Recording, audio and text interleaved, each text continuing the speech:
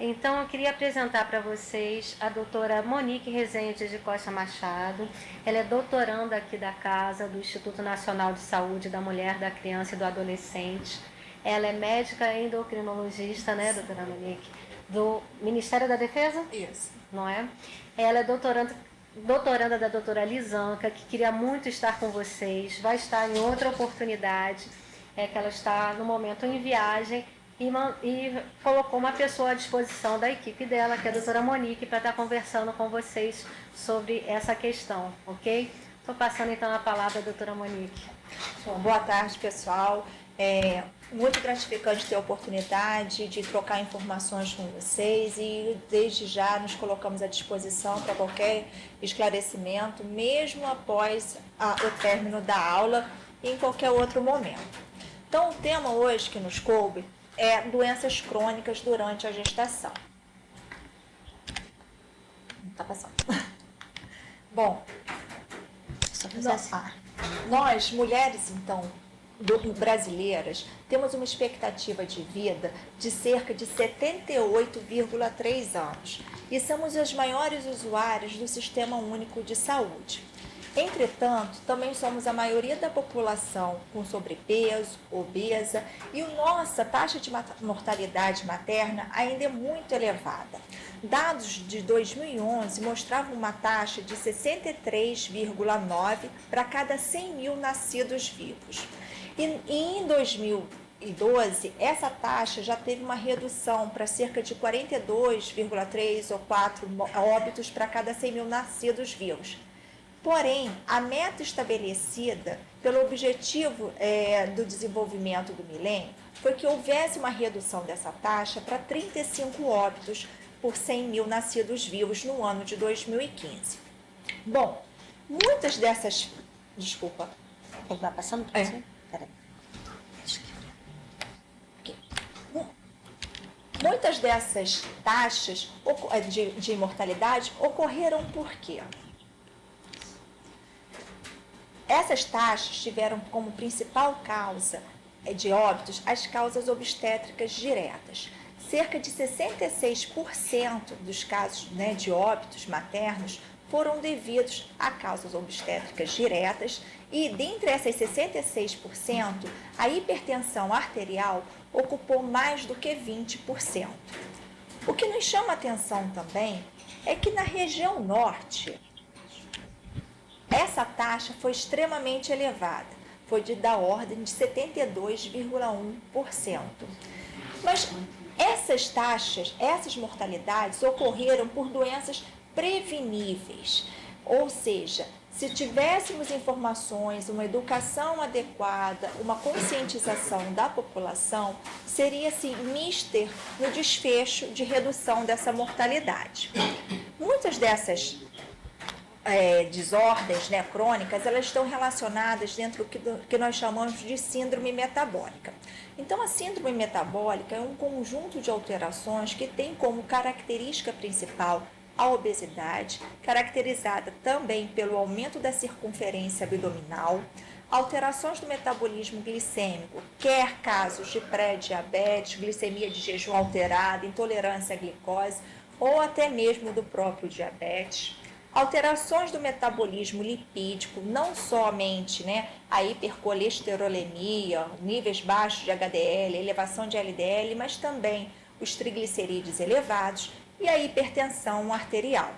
Eu costumo dizer que todas essas comorbidades ocorrem em conjunto, uma levando a outra.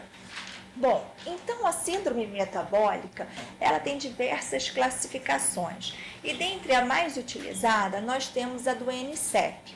Essa aqui é o NCEP, essa é da Federação Internacional de Diabetes e essa é da Organização Mundial de Saúde. A mais utilizada nos estudos e para controles hoje epidemiológicos é a da NCEP, e que caracteriza a síndrome metabólica a presença de 3 desses critérios para se diagnosticar uma síndrome metabólica.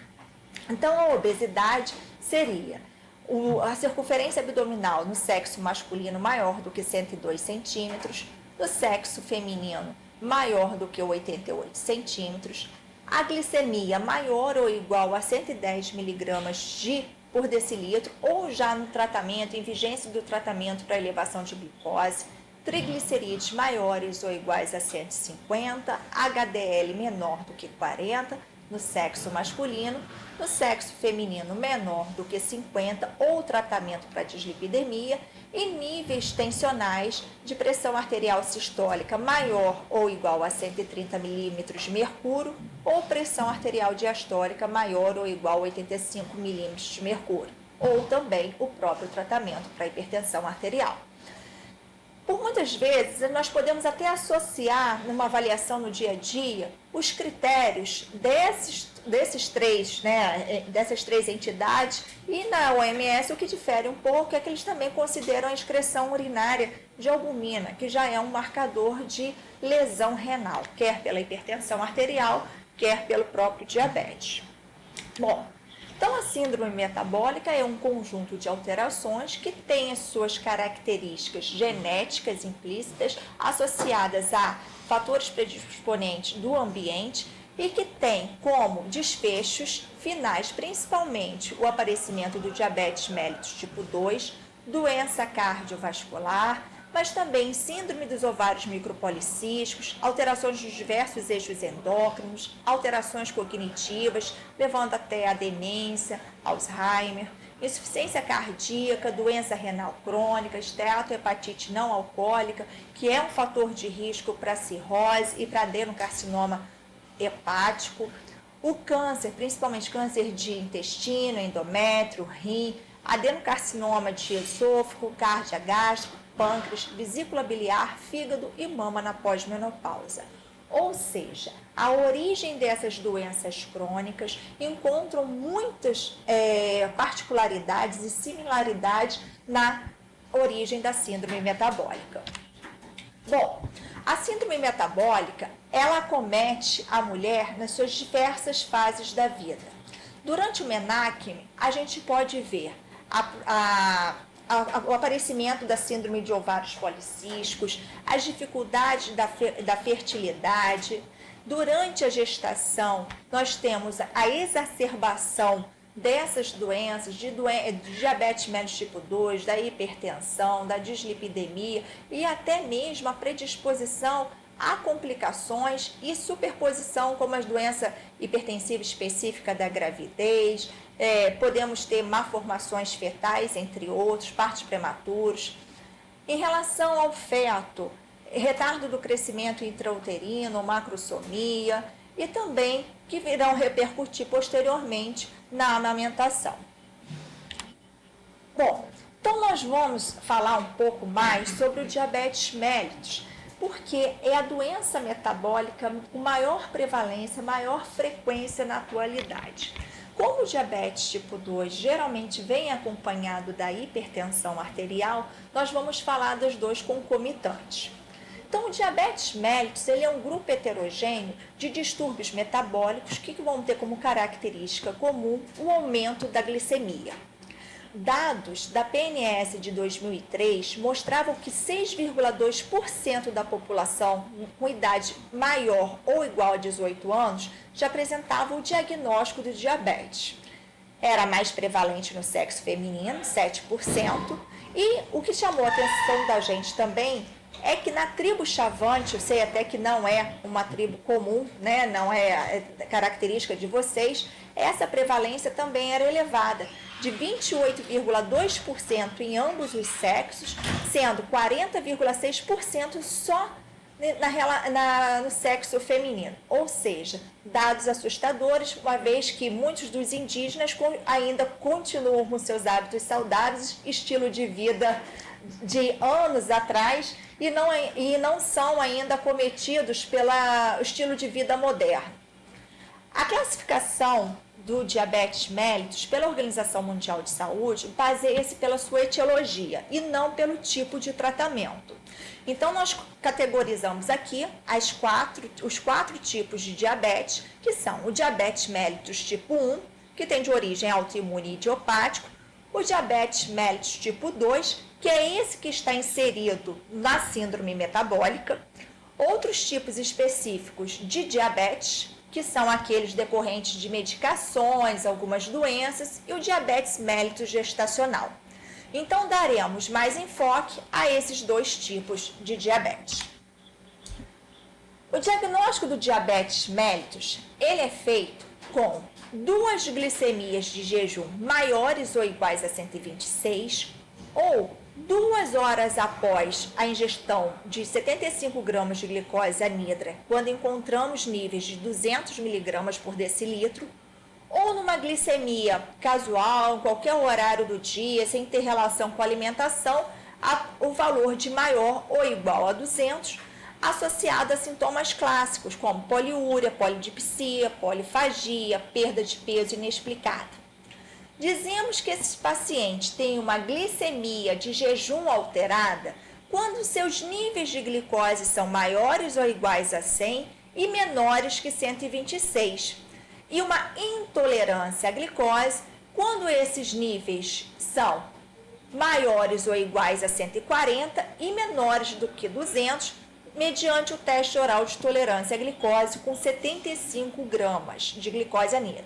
É importante lembrar que esses valores são através da glicemia plasmática e não da fitinha de ponta de dedo, da glicemia capilar. E teremos como objetivo uma glicemia normal para todo e qualquer paciente, também um paciente que tenha sua comorbidade já estabelecida. Valores de jejum menores do que 100 e 2 horas após menores do que 140. E quais então seriam as medidas que deveríamos adotar para que tivesse uma minimização dos riscos de complicações e de desfechos negativos numa gestação?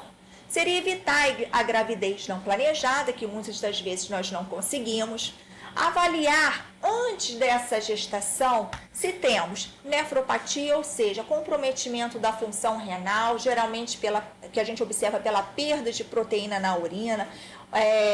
Uma forma de suspeitar, de suspeição, é quando o agente de saúde chegar e perguntar para a mulher quando ela urina, se está fazendo espuma, se o vaso sanitário fica com um odor mais forte, sinais de neuropatia, tem alteração do equilíbrio, tem dormências, tem sensação de frio e calor, principalmente nas extremidades, nos pés, nas mãos, o lençol incomoda quando se cobre, retinopatia, ou seja, perda da acuidade visual, se os níveis de pressão arterial estão equilibrados, se os níveis de colesterol e triglicerídeos estão dentro da normalidade, se essa paciente tem sintomas depressivos, se tem disfunções tireoidianas e tratá-las antes até mesmo da gestação. E buscar um controle dessas pacientes com uma hemoglobina glicada menor do que 6%. Vocês sabem que a hemoglobina glicada é o nosso padrão ouro laboratorial para avaliação do controle glicêmico. Então, pré-gestação, nós idealizamos até esses níveis menores que 6%. Bom, nós temos então, no caso, uma gestante que já engravidou, ela é uma gestante, ela pode ter um diabetes mellitus tipo 2 ou um diabetes gestacional. E qual seria a nossa rotina de exames complementares com estudo ultrassonográfico para avaliar essa gestação?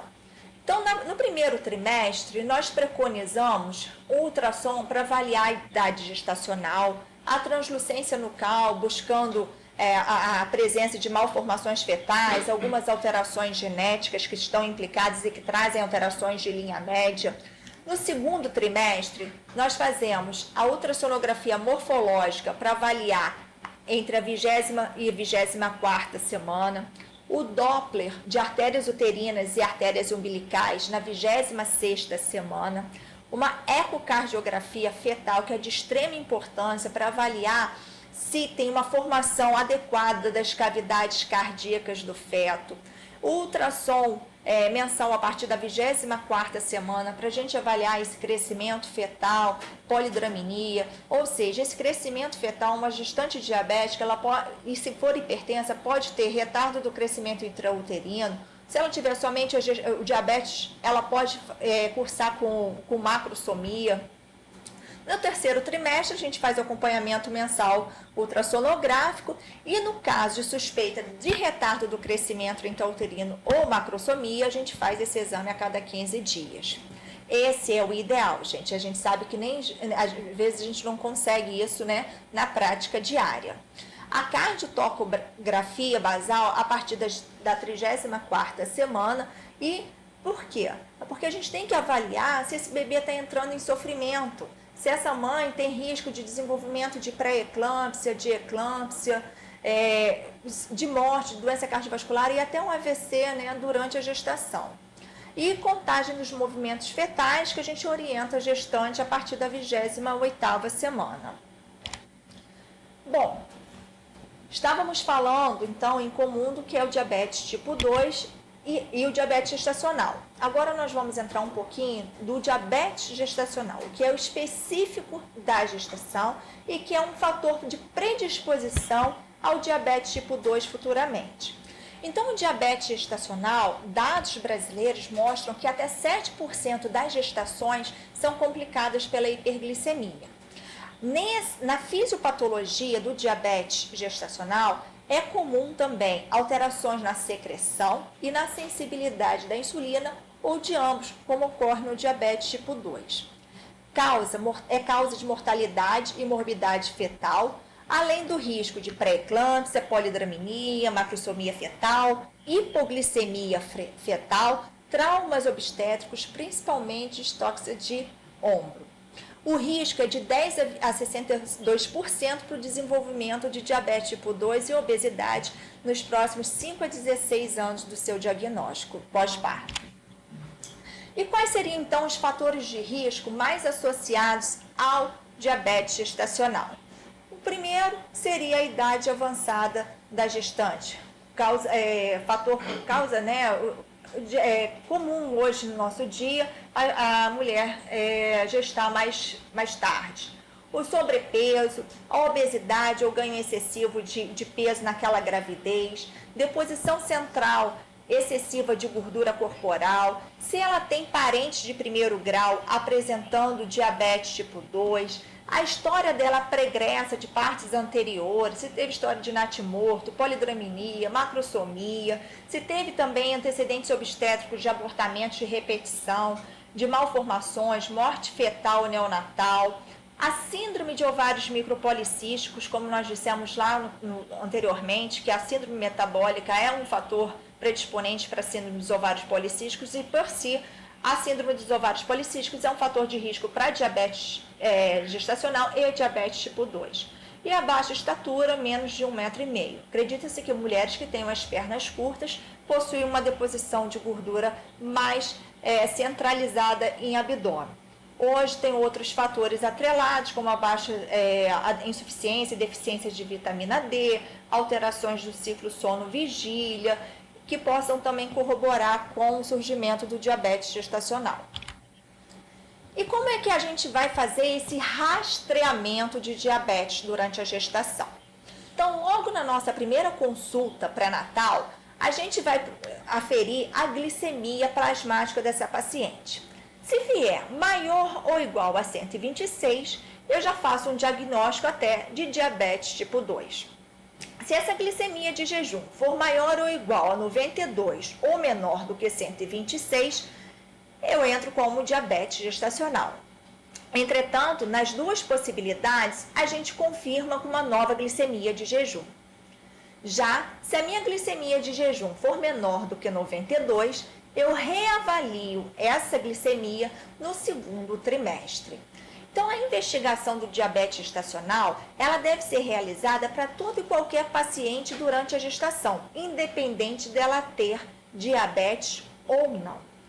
Bom, outro fator também que a gente deve levar em consideração é que o Ministério da Saúde preconiza, salvo engano, que tenhamos 7 consultas pré-natais.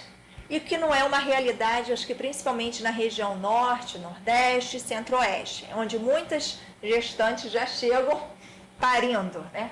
Então, o que a gente tem que tentar fazer? É trabalhar antes delas engravidarem, num processo assim de conscientização, né? E o diabetes gestacional, ele possui um diagnóstico, né? Os critérios diagnósticos são um pouco diferentes do que o diabetes mellitus tipo 2. Os níveis que nós desejamos, que fazemos diagnóstico, são bem menores. Por quê? Porque esses níveis mais elevados de glicemia estão atrelados a complicações durante a gestação e no pós-parto. Então, a Organização Mundial de Saúde, em 2013, acolheu os valores dos estudos do IADP e também do estudo RAPO, e a Associação Americana de Diabetes e a Brasileira de Diabetes utilizam a mesma linguagem. Então, pela OMS, se tivermos uma glicemia alterada, já fazemos o diagnóstico de diabetes. Então, entre a 24ª e 28ª semana, se eu tiver uma glicemia de jejum entre 92 e 125, eu já faço um diagnóstico de diabetes gestacional. Se uma hora após a sobrecarga de tolerância à glicose anidra for 180, eu também tenho o diagnóstico de diabetes gestacional. E 2 horas após, se for maior ou igual a 153 até 199, eu também tenho um diagnóstico de diabetes gestacional. E qual vai ser o meu tratamento no caso de diabetes gestacional e no diabetes mellitus tipo 2? A orientação alimentar é condição sine qua non para todo e qualquer tratamento de doença metabólica. Seja ela hipertensão arterial, diabetes tipo 2, diabetes gestacional, dislipidemia. E essa orientação alimentar, nós preconizamos de 2 semanas de mudança, né, dos hábitos alimentares para controle da glicemia, caso seja diabetes gestacional. Se após 2 semanas eu não tiver um controle metabólico, um controle glicêmico dessa paciente, eu vou entrar com a insulinização. Se for uma paciente já diabética tipo 2, usando medicação oral, se possível for, eu vou trocar essa medicação oral pelo esquema de insulinização também. Então, a insulina humana é a preconizada para o tratamento, no caso a NPH, e a regular para controle das glicemias pós-prandiais. Em algumas situações, nós podemos usar os análogos de insulina. A prática de atividade física, nós estimulamos essa paciente a ter uma atividade física, mesmo que seja uma caminhada diária de 30 minutos, que vai auxiliar no bem-estar dessa paciente, no controle da pressão arterial, no controle glicêmico, salvo contraindicação obstétrica. Se essa paciente tiver contraindicação, ruptura, uma doença hipertensiva importante, se ela tiver sangramento, a gente não vai pedir para essa paciente fazer atividade física, mas salvo isso, é uma conduta terapêutica também. O monitoramento das glicemias pré e pós-prandiais, ou seja, de 4 a 7 vezes ao dia. É importante que eu tenha esses níveis glicêmicos de jejum menores do que 95, tanto no jejum como pré-prandial, 1 hora pós-prandial menor que 140 e 2 horas pós-prandial menor do que 120. Esses são os nossos valores para tentarmos evitar pré-eclâmpsia, eclâmpsia, parto prematuro e distócias do parto. Individualização do tratamento. Cada gestante é única, então seu tratamento deve ser individualizado e um acompanhamento por equipe multidisciplinar, né? Então é pelo agente comunitário de saúde, é pela enfermeira, é pelo médico, né? Pelas parteiras. Eu acho que todos, pelo nutricionista, pelo educador físico, então todos têm que trabalhar em conjunto, né, de um bem comum. A meta de ganho de peso também durante a gestação, esse aqui eu até inseri, foi o último que eu inseri agora, a gente estipula um ganho de peso para a gestante de acordo com o IMC inicial dela, pré-gestacional. Então, se eu já pego uma paciente obesa, eu vou desejar que ela somente ganhe de 5 a 9 quilos no total da gestação. Mas existem os casos das pacientes que são abaixo do peso, essas podem chegar até 18 quilos. É importante lembrar que pacientes magras também podem ter síndrome metabólica, mesmo não tendo a obesidade. Então, o risco de diabetes gestacional também se faz mesmo naquelas de baixo peso. É claro que é mais fácil ter diabetes gestacional, diabetes tipo 2, nas que possuem obesidade central pré-gestacional. O tratamento. A via de parto é uma decisão obstétrica, tá? Ter essas comorbidades não significa indicação de cesariana. Então, todo o tratamento tem que ser individualizado. Se a paciente não tiver antecedentes de macrosomia fetal, de hipertensão, de morte perinatal, pode-se aguardar evolução espontânea no caso de um paciente diabético gestacional. Manter a glicemia durante o trabalho de parto entre 70 e 140, que a gente faz através das aferições de ponta de dedo, das glicemias capilares.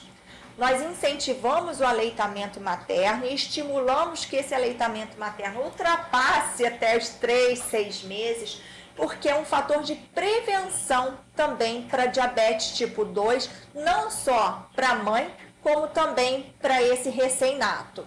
Aferição das glicemias capilares na primeira semana após parto e realização do teste oral de tolerância à glicose 6 semanas após o parto, no caso daquelas que desenvolveram diabetes gestacional.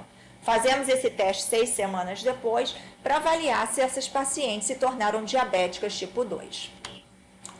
Então, como dito anteriormente, o tratamento de eleição é a insulinoterapia, insulina NPH, regular, e temos os análogos de insulina, como lispro, asparte, para a utilização das pré-prandiais e controle das glicemias pós-prandiais, a insulina detemir. O antihipertensivo de escolha na gestação vai ser a metildopa. Porém, os bloqueadores de canais de cálcio não dihidropiridínicos, tipo verapamil, eles podem ser utilizados principalmente na população negra, que são as mais prevalentes, com distúrbios do controle da pressão arterial e também as mais afetadas pela mortalidade materna. Carvedilol, pindolol e labetalol, que não vão ter, são beta-bloqueadores mais seletivos, que não vão ter interferência com o desenvolvimento fetal. Os antilipemiantes nós deixamos para o período pós-parto. Se tivermos, então, níveis de triglicerídeos maiores do que 1000, com risco de pancreatite, a gente utiliza até niacina, óleo de peixe, e, se necessário, a gente orienta até a suspensão da amamentação por conta do risco materno no puerpério. Então, concluindo, é que se a gente reconhecer os fatores de risco para doenças crônicas e tivermos uma intervenção precoce, associada a equipes multidisciplinares, nós podemos ajudar na produção de um desfecho melhor para o binômio materno-fetal. Tá ok? Eu me coloco à disposição para eventuais dúvidas e a gente poder discutir um pouquinho. Oi. Eu queria agradecer, então, a doutora Monique pela exposição. E queria abrir para vocês, municípios, assim, profissionais que estão aí na ponta, dúvidas e questões. A doutora Monique está aqui à disposição para responder online. Alguém tem alguma dúvida quanto à questão da diabetes gestacional? Você passou bastante informação, né, Monique? Muita informação. Assim, são temas, doenças crônicas, é muito complexo. Na gestação, então, é demais. Tentei resumir mais. O que me intrigou bastante foi a questão da amamentação. Você disse em algum momento que a amamentação pode ser não recomendada. Se os níveis de triglicerídeos estiverem elevados, maiores do que 1000, com fatores de risco para pancreatite na mãe, a gente tem que tratar a mãe. Então, a gente tem que suspender a amamentação, porque passa pelo leite materno a medicação que vai dar para a mãe, não pode passar para o feto. Então, a gente estimula sempre a amamentação, porque é para a saúde, né, do binômio materno-fetal, a criação de vínculos, a melhora da parte imunológica da criança, melhora até, é um fator protetor para o aparecimento de diabetes mellitus tipo 1, que é autoimune na criança, para diabetes tipo 2, para melhora do perfil metabólico da mãe. Só que tem mães que têm dislipidemia grave, severa, Então, elas têm um risco de pancreatite quando esses triglicerídeos são muito elevados. Mediante o risco da mãe, isso no pós-parto, a gente indica tratamento até com niacina, com óleo de peixe, que não contenha mercúrio, né? Para essas mães. E como passa pelo leite materno, a gente, em alguns casos, tem até que suspender a amamentação. Eu coloquei como primeira escolha no tratamento até do diabetes, naqueles que a gente não consegue chegar no alvo, a insulinoterapia, tá? Porque ela é a mais indicada para o tratamento da gestação. Hoje a gente já tem trabalhos mostrando o uso de drogas orais, como metformina, glibenclamida, mas os desfechos às vezes não são tão bons quanto com insulinoterapia. Então a metformina, ela pode te trazer a partos prematuros, o uso da glibenclamida pode te trazer o risco de hipoglicemia no pós-parto, né, do bebê. E quando esse neném nasce, a gente tem que ter um bom controle materno para que o desfecho para a criança também seja o melhor possível. Porque essa criança que teve uma mãe, uma hipertensão não controlada, evoluiu com retardo do crescimento intrauterino, essa criança já está sofrendo. Criança também que a mãe não teve um bom controle glicêmico, fez macrosomia, esse bebê faz hipoglicemia no pós-parto. Então, a hipoglicemia desse pós-parto é risco de convulsão para a criança, é risco de morte para a criança. Então, assim, tem que ter uma equipe que trabalhe em conjunto, né? Gestante e criança. Então, toda a doença crônica, diabetes mellitus, hipertensão na gestante é considerada uma gestação de risco. Tá bom. Doutora Monique, ali, chegou algumas perguntas pelo chat, ó. Tá dando para ler? Qual a finalidade da betametasona no primeiro mês, né, gestacional? Parece que essa é a pergunta lá de Manaus. Pode continuar. Então, vamos lá. O uso de corticoide, em caso de necessidade, não é contraindicação. Se a gestante tiver que fazer o uso de corticoterapia, seja para maturação fetal, seja pelo risco de abortamento, porque ela tem alguma doença autoimune, alguma trombofilia diagnosticada, a gente tenta controlar essa glicemia, né, essa pressão arterial com as medicações, a glicemia principalmente com a insulina. Agora, a gente não vê, geralmente, no primeiro, acho que é primeiro mês, parece, né? Primeiro mês, eu vejo fazer corticoides para aquelas que têm história de abortamento de repetição, mas que não seja por causa de doença crônica, metabólica, mas dos primeiros meses. Seria, sim, naquelas que têm coagulopatias, história de perdas, abortamentos de repetição, aquelas que possuem doenças autoimunes. Então, para diminuir essa rejeição materna pelo feto. Mas, nesse caso, a gente controla com insulinoterapia. Ali, estão perguntando se você vai disponibilizar a aula. Sim. Vou disponibilizar, e se eu tivesse um tempo até assim maior para explanação, colocaria o máximo de informações para vocês, tipo receitinha de bolo.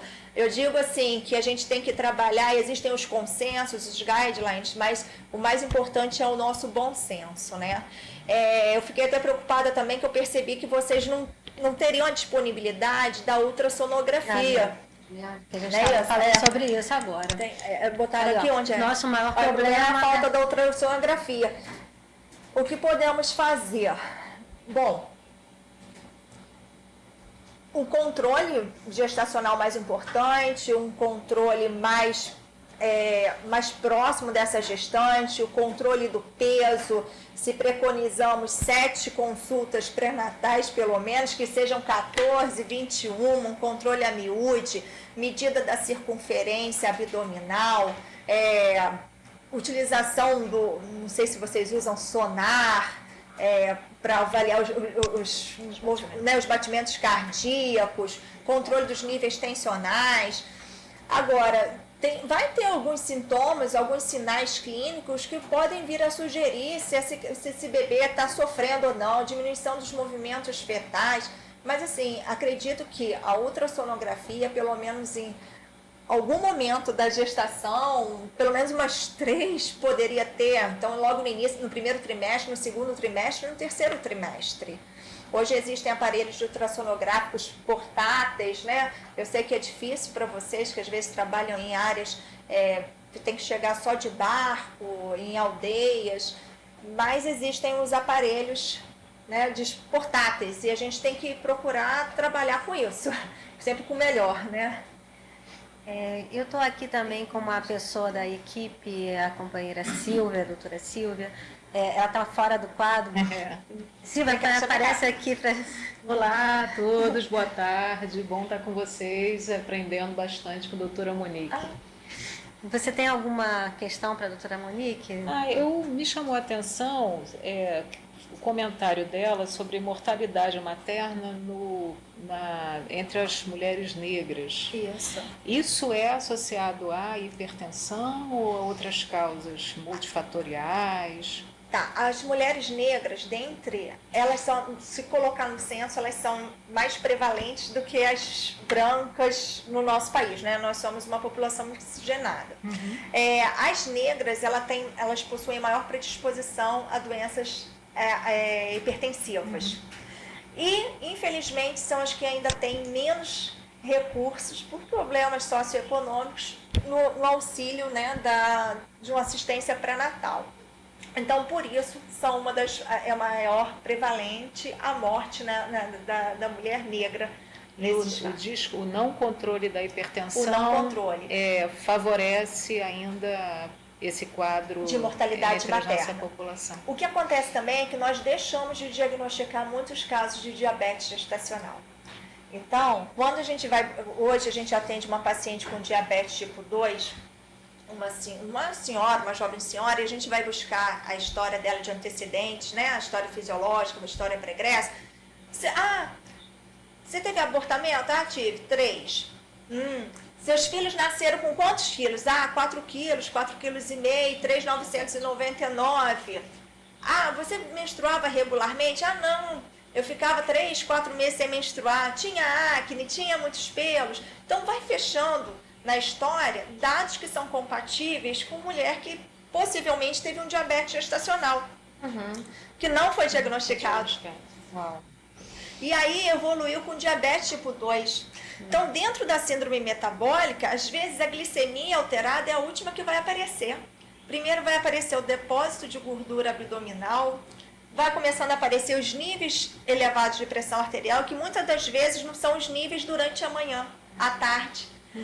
No início do diabetes, você vai tendo uma perda do descenso noturno. Ou seja, à noite, enquanto dormimos, é para a nossa pressão ser mais baixa. Mas na mudança metabólica que ocorre, os níveis de pressão começam a subir. E a gente começa a não diagnosticar. Então, às vezes, tem uma glicemia que deu 104, 105. Não, está normal. Não está normal. Hoje, a glicemia de jejum máximo, fora a gestação, é 99. Não, mas está no 101, 102. Então, essas pequenas variações já te levam à predisposição de pressão alta, de alteração de fundo de olho, de risco de doença cardiovascular, de um HDL baixo, de triglicerídeos.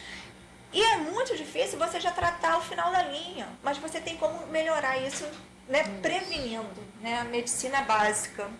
Então, doutora Monique, assim, para encerrar nossa conversa, tem uma pergunta lá de Barreirinha sobre medicação fitoterápica, e eu gostaria também de perguntar, em nome aí do grupo, que tipo de orientação nutricional, já que é tão importante para esse tratamento, que tipo de orientação nutricional você partilharia com o grupo? Tá, então assim, na gestação, o que a gente preconiza é que de 35% a 45% do plano alimentar, né, da energia, total de energia que essa gestante deve consumir, seja de carboidratos, tá?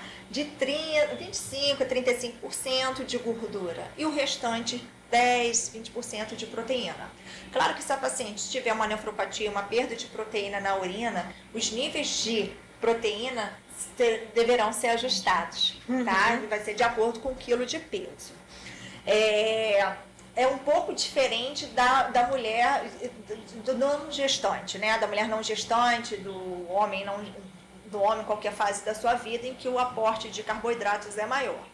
A gente preconiza evitar o sal, evitar alimentos gordurosos, embutidos, todos esses alimentos industrializados, refrigerantes, principalmente refrigerantes, para que tenha assim, uma alimentação mais saudável. No estado do Amazonas, eu acho que você tem uma diversidade, né? Um excesso de produtos naturais que são mais acessíveis e que você pode ter até um controle melhor. Me perguntaram em relação à medicação fitoterápica. Não, para diabetes gestacional, não. Tem na literatura alguns dados sobre alguns fitoterápicos para tratamento da obesidade, mas a prática assim, médica não indica nenhuma, pela falta de estudos, de ensaios clínicos randomizados, de estudos bem controlados, com população assim aleatória.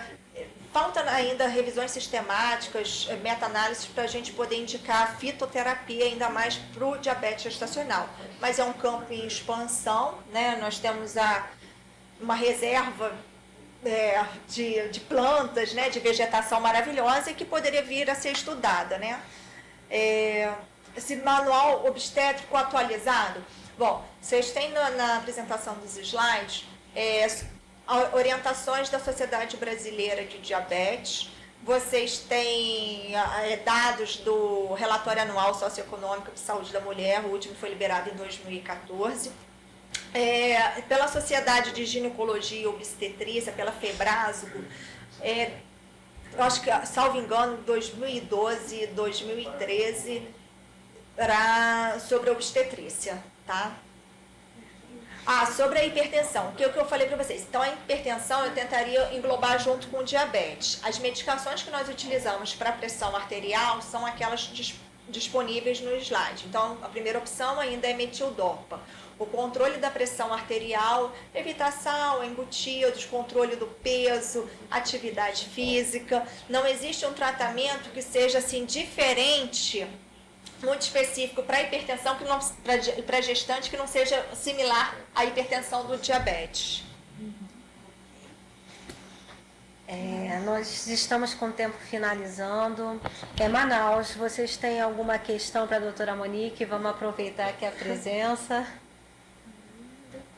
E assim, se vocês tiverem alguma questão específica relacionada à hipertensão, a gente pode estar listando para um tema específico para o próximo ciclo do SIG para 2018.